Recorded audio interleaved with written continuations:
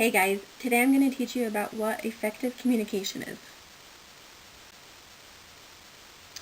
We are going to go over what is communication, the purpose of communication, verbal and nonverbal communication, what effective communication is, and the barriers to achieve effective communication and how to improve effective communication.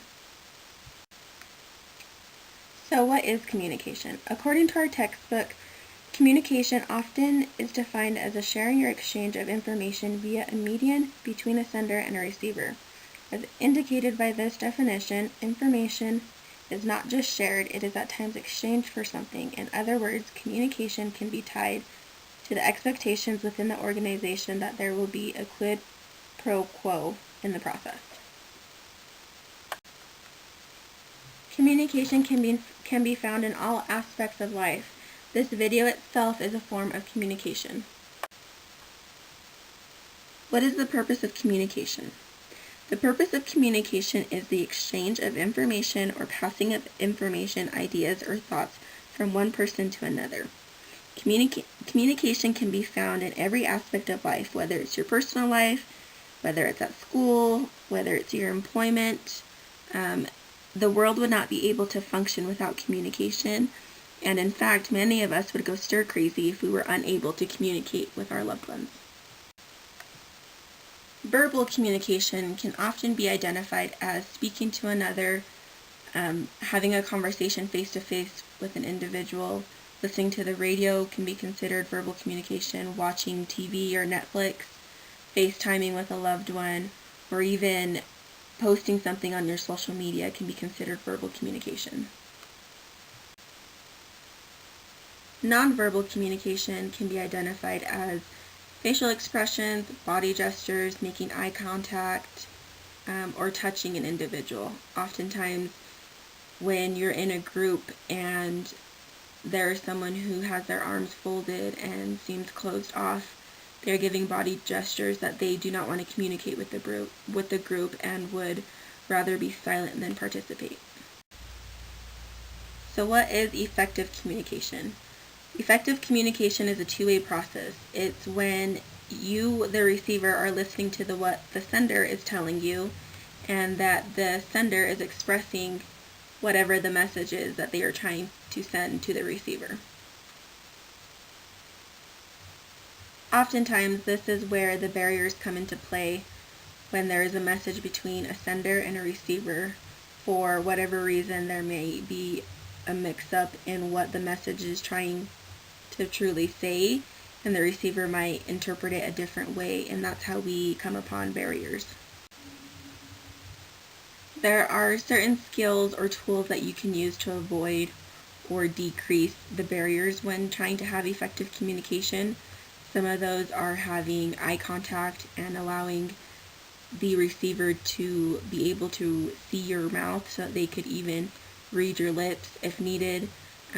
Depending on how your body language is, you want to make sure that the receiver is allowed to ask questions to clarify.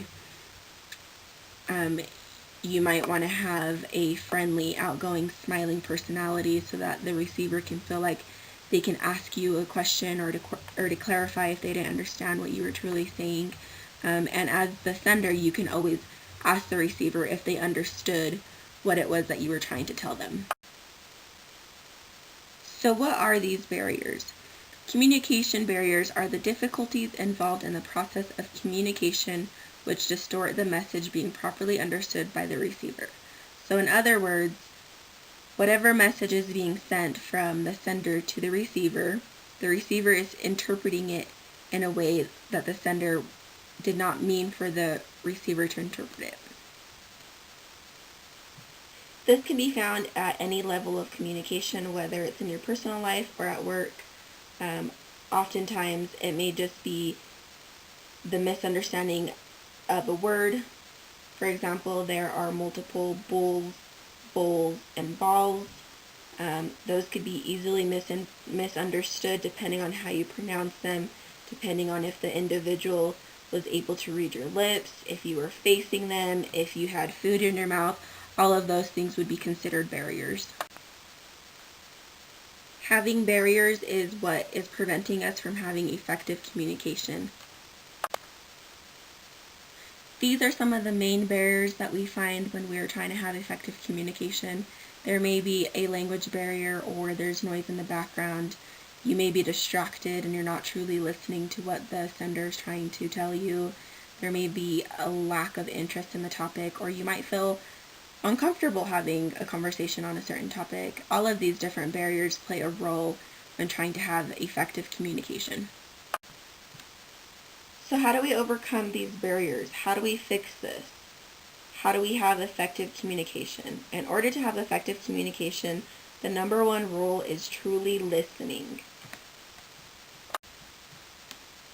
An important rule in active listening is to not interrupt the speaker. Let them finish with whatever it is that they're talking about. And once they are done, then you can ask questions. Active listening plays a big role in having effective communication. Truly listening to what the sender is trying to tell you or what the sender is trying to show you, that is how we have effective communication. Clarification is huge when you're trying to have effective communication. This allows you to ask the speaker or whoever it was that you were talking to clarify the topic or to clarify the question that they asked. This allows you to get rid of some of those barriers that we have previously mentioned. Clarification is a skill that we use to ensure that we have truly understood the message from sender to receiver. The secret to enhancing communication in an organization or in your personal life and to overcome barriers is to communicate more. The more you communicate with an individual, the more you'll start to realize that you can overcome those barriers by asking simple questions as, I didn't understand that, can you repeat that again? Or as simple as, I'm not quite sure what you mean by that, can you define that?